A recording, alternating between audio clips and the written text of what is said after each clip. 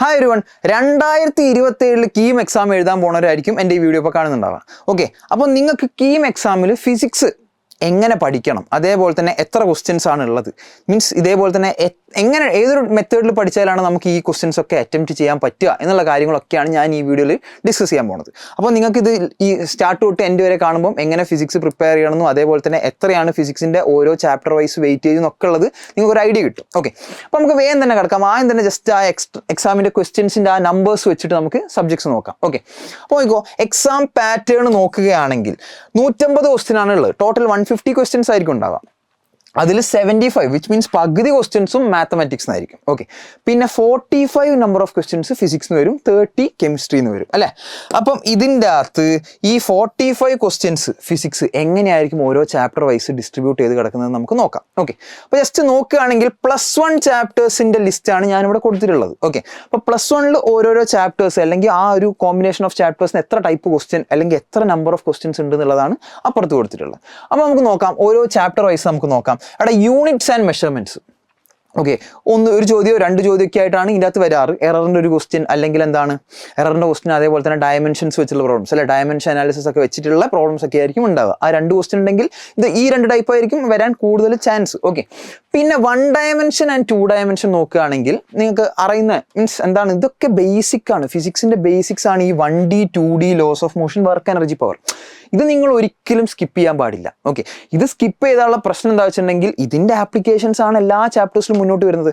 So ഈ മെക്കാനിക്സിന് നിങ്ങൾ നല്ലൊരു ഇമ്പോർട്ടൻസ് കൊടുത്തിട്ട് വേണം പഠിക്കാൻ. ഓക്കെ, ഇത് ഒരിക്കലും ഒഴിവാക്കാൻ പാടില്ലാത്ത ചാപ്റ്ററാണ്. ഇതിൻ്റെ കൺസെപ്റ്റ്സ് വെച്ചിട്ട് അല്ലെങ്കിൽ ഇനിയുള്ള എല്ലാ ചാപ്റ്റേഴ്സും ഇതിൻ്റെ കൺസെപ്റ്റ് കയറി വരും. ഓക്കെ, അപ്പം നമുക്ക് ജസ്റ്റ് നോക്കുകയാണെങ്കിൽ 1 ഡയമെൻഷനിലും 2 ഡയമെൻഷനിലും 2 to 4 നമ്പർ ഓഫ് ക്വസ്റ്റ്യൻസ് വരെ ചോദിക്കാം. ഓക്കെ, ലോസ് ഓഫ് മോഷനിൽ അത്യാവശ്യം നല്ല വെയിറ്റേജ് ഉണ്ടാ, 3 to 4. ഒരു ഇൻഡിവിജ്വൽ ചാപ്റ്റർ എടുത്ത് നോക്കുകയാണെങ്കിൽ ലോസ് ഓഫ് മോഷനിൽ 3 മുതൽ 5 വരെ ക്വസ്റ്റ്യൻസ് ചോദിക്കാറുണ്ട് അല്ലേ. പുള്ളീൻ്റെ ടൈപ്പ് പ്രോബ്ലംസും പിന്നെ എന്താണ് മീൻസ് കുറേ ടൈപ്പ് ക്വസ്റ്റ്യൻസ് അതിൻ്റെ അകത്ത് നിന്ന് തരാൻ പറ്റും അല്ലേ. ഇൻക്ലൈൻഡ് പ്ലെയിനിൽ എന്താണ് ഫ്രിക്ഷൻ ഒക്കെ വെച്ചിട്ടുള്ള ടൈപ്പ് ക്വസ്റ്റ്യൻ അല്ലെ, അതേപോലെ തന്നെ എന്താണ് മീൻസ് മങ്കി റോപ്പ് പ്രോബ്ലംസ്, ഇങ്ങനത്തെ കുറേ ടൈപ്പ് പ്രോബ്ലംസ് ഒക്കെ അതിൻ്റെ അകത്ത് നിങ്ങൾക്ക് ചോദിക്കാം. ഓക്കെ, പിന്നെ work energy power 1 to 2 number of question, ഗ്രാവിറ്റേഷനും 1-2 ക്വസ്റ്റ്യൻസ് ഒക്കെ ചോദിക്കാം. ഓക്കെ, ഈ സോളിഡ്സും ഫ്ലൂയിഡ്സും എടുക്കുകയാണെങ്കിൽ 2 to 3 നമ്പർ ഓഫ് ക്വസ്റ്റ്യൻസ് നിങ്ങൾക്ക് എക്സ്പെക്ട് ചെയ്യാം. ഓക്കെ, ഹീറ്റ് ആൻഡ് തെർമോഡൈനാമിക്സ് ഞാൻ ഉദ്ദേശിച്ചുള്ള ഏതൊക്കെയാണ്, thermal properties, thermodynamics, kinetic theory. Okay, ഈ 3 ചാപ്റ്ററിൽ നിന്നും 3 മുതൽ 4 ക്വസ്റ്റ്യൻ വരെ നിങ്ങൾക്ക് എക്സ്പെക്ട് ചെയ്യാൻ പറ്റും. ഓക്കെ, ഓസിലേഷൻ ആൻഡ് വേവ്സ് ഒക്കെ എന്താണ് അത്ര വലിയ ടഫ് ആയിട്ടുള്ള ചാപ്റ്റർ ഒന്നല്ല.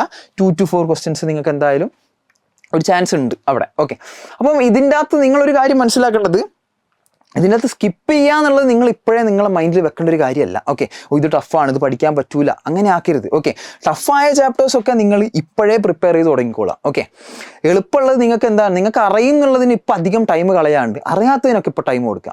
അതായത് എക്സാം എത്തുമ്പോൾ നിങ്ങൾക്ക് അറിയാത്തത് പഠിക്കാൻ ബുദ്ധിമുട്ടായിരിക്കും. ഓക്കെ, അപ്പം നിങ്ങൾക്ക് അറിയാത്തത് ഈ വെയിറ്റേജ് നോക്കിയിട്ട് അത്യാവശ്യം നല്ല വെയിറ്റേജ് ഉള്ള ചാപ്റ്റേഴ്സ് ആണെങ്കിൽ അതെന്തായാലും നിങ്ങൾ പ്രിപ്പയർ ചെയ്ത് വെക്കണം ഇപ്പോഴേ. ഓക്കെ, ലാസ്റ്റിലേക്ക് അത് വെക്കരുത്. ഓക്കെ, അപ്പം നിങ്ങൾക്ക് ഇങ്ങനെയാണ് ചാപ്റ്റർ ഡിസ്ട്രിബ്യൂഷൻ വരുന്നത്. ഞാൻ പറഞ്ഞു, ഈ മെക്കാനിക്സ് പാർട്ട് ഒരിക്കലും സ്കിപ്പ് ചെയ്യരുത്. അത് വെച്ചിട്ടാണ് ബാക്കിയുള്ള എല്ലാ ഒരു മീൻസ് എല്ലാ ചാപ്റ്റേഴ്സിലും അതിൻ്റെ കൺസെപ്റ്റ് കയറി വരുന്നുണ്ട്. ഓക്കെ, അപ്പോൾ ഇതെന്തായാലും അത്യാവശ്യം നല്ല ഇമ്പോർട്ടൻ്റ് ആയിട്ടുള്ളൊരു സെക്ഷൻ തന്നെയാണ് അല്ലേ. അപ്പം ഇതിൻ്റെ അകത്ത് നമ്മളിതാ ചാപ്റ്റർ വൈസ് നിങ്ങൾക്ക് ഒരു വെയിറ്റേജ് അല്ലെങ്കിൽ ഒരു നമ്പർ ഓഫ് ക്വസ്റ്റ്യൻസിൻ്റെ ഐഡിയ കിട്ടിയെന്ന് ഞാൻ വിശ്വസിക്കുകയാണ്. ഓക്കെ, ഇനി നോക്കുകയാണെങ്കിൽ +2 ചാപ്റ്റേഴ്സ് നോക്കുകയാണെങ്കിൽ ഇലക്ട്രോസ്റ്റാറ്റിക്സിൽ ഏതൊക്കെ വരും, ഇലക്ട്രിക് ചാർജസ് ആൻഡ് ഫീൽഡും പൊട്ടൻഷ്യൽ ആൻഡ് കപ്പാസിറ്റൻസ് അല്ലേ. 2 to 3 ക്വസ്റ്റ്യൻസ് ആണ് നിങ്ങൾക്ക് എക്സ്പെക്ട് ചെയ്യാൻ പറ്റുക. കറണ്ട് ഇലക്ട്രിസിറ്റി എന്ന് പറഞ്ഞാൽ ഒറ്റ ചാപ്റ്ററിൽ നിന്ന് 2-3 ക്വസ്റ്റ്യൻസ് അല്ലേ. കോമ്പിനേഷൻ ഓഫ് റെസിസ്റ്റേഴ്സ് അല്ലെങ്കിൽ എന്താണ് മീൻസ് ഇന്റേണൽ റെസിസ്റ്റൻസ് ഒക്കെ വെച്ചുള്ള പ്രോബ്ലംസ് അല്ലേ. കോമ്പിനേഷൻ ഓഫ് ഇന്റേണൽ റെസിസ്റ്റൻസ് അല്ലെങ്കിൽ സെൽസിൻ്റെ കോമ്പിനേഷൻ, അതേപോലെ റെസിസ്റ്റേഴ്സിൻ്റെ കോമ്പിനേഷൻ, പിന്നെ എന്താ കിർച്ചോഫ്സ് ലൂപ്പ് റൂൾ ഒക്കെ വെച്ചുള്ള ക്വസ്റ്റ്യൻസ് ഒക്കെ നിങ്ങൾക്ക് എക്സ്പെക്ട് ചെയ്യാം ഈ 2 to 3. ഓക്കെ, പിന്നെ മാഗ്നറ്റോസ്റ്റാറ്റിക്സ് ഉദ്ദേശിച്ചത് ഞാൻ ഒരു 5 ചാപ്റ്റേഴ്സിൻ്റെ കോമ്പിനേഷൻ ഉദ്ദേശിച്ചുള്ളത്. അതായത് ഏതൊക്കെയാണെന്ന് വെച്ചിട്ടുണ്ടെങ്കിൽ moving charges and magnetism, magnetics and matter, EMI, AC, EM waves. Okay, ആ ഒരു 5 ചാപ്റ്ററിൽ നിന്ന് 3 to 5 ക്വസ്റ്റ്യൻസ് നിങ്ങൾക്ക് എക്സ്പെക്ട് ചെയ്യാം. ഇതിൻ്റെ അകത്ത് മൂവിങ് ചാർജസ് അത്യാവശ്യം മീൻസ് ഇപ്പോൾ 5 ക്വസ്റ്റ്യൻ ഉണ്ടെങ്കിൽ മൂവിങ് ചാർജ് ആയിരിക്കും അതിൻ്റെ ഒരു 2 എണ്ണമെങ്കിലും വരിക. ഓക്കെ, മൂവിങ് ചാർജ് അത്യാവശ്യം നല്ല ഇമ്പോർട്ടൻസ് ഉള്ള ഒരു ചാപ്റ്റർ തന്നെയാണ്. ഓക്കെ, ഇനി റേ ഓപ്റ്റിക്സും വേവ് ഓപ്റ്റിക്സും 2 to 4 ക്വസ്റ്റ്യൻസ് നിങ്ങൾക്ക് എക്സ്പെക്ട് ചെയ്യാം അല്ലേ. അത്യാവശ്യം പഠിക്കാൻ കുറച്ച് ലെങ്തി ആയിട്ടുള്ള 2 പാഠങ്ങളാണ് ഈ റേയും വേവും ഒക്കെ. സോ അതൊക്കെ ഇപ്പോഴേ നിങ്ങൾ എന്ത് ചെയ്യുക, പഠിച്ചു വെച്ചിരിക്കണം. ഓക്കെ, പിന്നെ മോഡേൺ ഫിസിക്സ് പറഞ്ഞാൽ പഠിക്കാൻ ഭയങ്കര സിമ്പിളായിട്ടുള്ളൊരു ഭാഗമാണ്. Okay, atoms, nucleus, dual nature, അതാണ് അവിടെ ഉദ്ദേശിച്ചത് കേട്ടോ. അപ്പോൾ ഈ ആറ്റംസും ന്യൂക്ലിയസും ഡ്യുവൽ നേച്ചറും നിങ്ങൾക്ക് ഇതിൻ്റെ ഗുണം എന്താണെന്ന് വെച്ചിട്ടുണ്ടെങ്കിൽ പഠിക്കാൻ ഭയങ്കര സിമ്പിളാണ്. അത് മാത്രമല്ല ഇതിൻ്റെ അകത്ത് വരുന്ന ഈ 4 ക്വസ്റ്റ്യൻ അത് നിങ്ങൾക്ക് എന്തായാലും അറ്റംപ്റ്റ് ചെയ്യാൻ പറ്റും. നിങ്ങൾ നല്ല രീതിയിൽ പഠിച്ചാൽ നിങ്ങൾക്ക് എന്തായാലും അറ്റംപ്റ്റ് ചെയ്യാൻ പറ്റും. ഓവർ കോംപ്ലക്സ് ആയിട്ടുള്ള പ്രോബ്ലംസ് ഒന്നും അവിടുന്ന് ചോദിക്കില്ല. ഓക്കെ, പിന്നെ സെമി കണ്ടക്ടേഴ്സ്. ഓക്കെ, അപ്പോൾ ഇതിൻ്റെ അകത്ത് പ്ലസ് ടു നിങ്ങൾ നോക്കുമ്പോൾ പ്ലസ് ടു നിങ്ങൾക്ക് ഈ റേയും വേവും ഒക്കെ ആയിരിക്കും പാട്. ഓക്കെ, അപ്പോൾ അതിപ്പോൾ ഒരു 2 ക്വസ്റ്റ്യൻ അല്ലെങ്കിൽ ഒരു 3 ക്വസ്റ്റ്യൻ ആണ് അത് ചോദിക്കുന്നതെന്ന് വിചാരിക്കുക. പക്ഷെ ബാക്കിയൊക്കെ നിങ്ങൾക്ക് സ്കോർ ചെയ്യാൻ പറ്റിയാൽ അതുകൊണ്ട് വലിയൊരു പ്രശ്നം ഉണ്ടാവുന്നില്ല. ഓക്കെ, അപ്പോൾ പഠിക്കേണ്ടെന്നല്ല, നിങ്ങൾക്ക് എന്താണ് ഇപ്പോഴേ അറിയാത്തതൊക്കെ ഇപ്പോഴേ പഠിച്ചു വെക്കുക. ഓക്കെ, ബട്ട് ഈ ചെറിയ ചാപ്റ്റേഴ്സിനൊക്കെ ഇമ്പോർട്ടൻസ് കൊടുക്കുകയും വേണം. ഓക്കെ, അതൊന്നും പഠിക്കാണ്ടിരുന്നിട്ട് ഇതിന് മാത്രം ടൈം കൊടുത്തിട്ട് കാര്യമില്ല. ഓക്കെ, ഇതൊരു എക്സാം പെർസ്പെക്റ്റീവിൽ നോക്കുമ്പോൾ നമുക്കിത് എക്സാം കിട്ടുക എന്നുള്ളതാണ് ഭയങ്കര ഇമ്പോർട്ടൻ്റ് അല്ലേ. അപ്പം നിങ്ങൾ ഇതിൻ്റെ അകത്തുള്ള എല്ലാ ചാപ്റ്ററിൻ്റെ ഒരു വെയിറ്റേജ് കണ്ട് ഈ വെയിറ്റേജ് മാത്രം ബേസ് ചെയ്തിട്ട് ചാപ്റ്റർ പഠിക്കാമെന്നല്ല, ഇതിനകത്ത് നിങ്ങൾക്ക് അറിയാത്തതൊക്കെ ഇപ്പോഴേ പ്രിപ്പയർ ചെയ്ത് പോവുക. ഓക്കെ, ലാസ്റ്റിലേക്ക് നിങ്ങൾക്ക് ആ എളുപ്പമുള്ള ചാപ്റ്റേഴ്സൊക്കെ പിന്നെ അല്ല, നിങ്ങൾക്ക് അറിയുന്നതൊക്കെ പിന്നെ നിങ്ങൾക്ക് പഠിച്ചെടുക്കാൻ പറ്റും. ഓക്കെ, അപ്പം ഇങ്ങനെയാണ് ആ ഒരു 45 ക്വസ്റ്റ്യൻ ഡിസ്ട്രിബ്യൂട്ട് ആയിട്ട് വരാൻ പോണത് നിങ്ങൾ മനസ്സിലാക്കുക. ഓക്കെ, അപ്പം ഇതാണ് നമുക്ക് ഈ ഒരു ചാപ്റ്റേഴ്സും അതേപോലെ ക്വസ്റ്റ്യൻസിനെ പറ്റിയിട്ട് എനിക്ക് പറയാനുള്ളത്.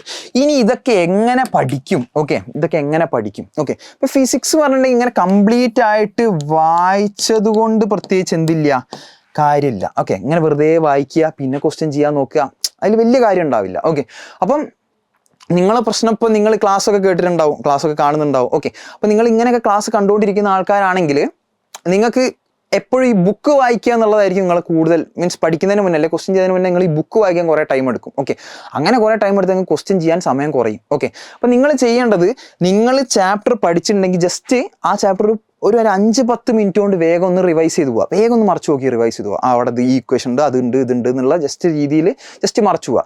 എന്നിട്ട് നിങ്ങൾ ക്വസ്റ്റ്യൻസ് ഒരു ബുക്ക് എടുത്തിട്ട് ക്വസ്റ്റ്യൻ ചെയ്യുമല്ലോ, ആ ക്വസ്റ്റ്യൻസ് ചെയ്യുമ്പം ജസ്റ്റ് ഒന്ന് ഒരു കാര്യം ചെയ്ത് നോക്കുക, ആ പഠിച്ച ടോപ്പിക് ഒന്ന് മറച്ചു നോക്കിയാൽ മതി. ഓക്കെ, അല്ലാണ്ട് ആദ്യമേ ഇരുന്ന് പഠിക്കാനായിട്ട്, അതായത് ആ ചാപ്റ്റർ മാത്രം വായിച്ച് പഠിക്കാനായിട്ട് ഒരു 3 മണിക്കൂറൊക്കെ എടുത്താൽ ക്വസ്റ്റ്യൻ ചെയ്യാൻ ടൈം കിട്ടില്ല. ക്വസ്റ്റ്യൻ ചെയ്യുന്നതിലൂടെ നിങ്ങൾ ആ ടോപ്പിക് എന്ത് ചെയ്യടാ, മറച്ചു നോക്കിയിട്ട് പഠിക്കുക. ഓക്കെ, അങ്ങനെയൊക്കെ പോയാൽ മാത്രമേ നമുക്ക് കൂടുതൽ നമ്പർ ഓഫ് ക്വസ്റ്റ്യൻസ് പ്രാക്ടീസ് ചെയ്യാൻ പറ്റുള്ളൂ.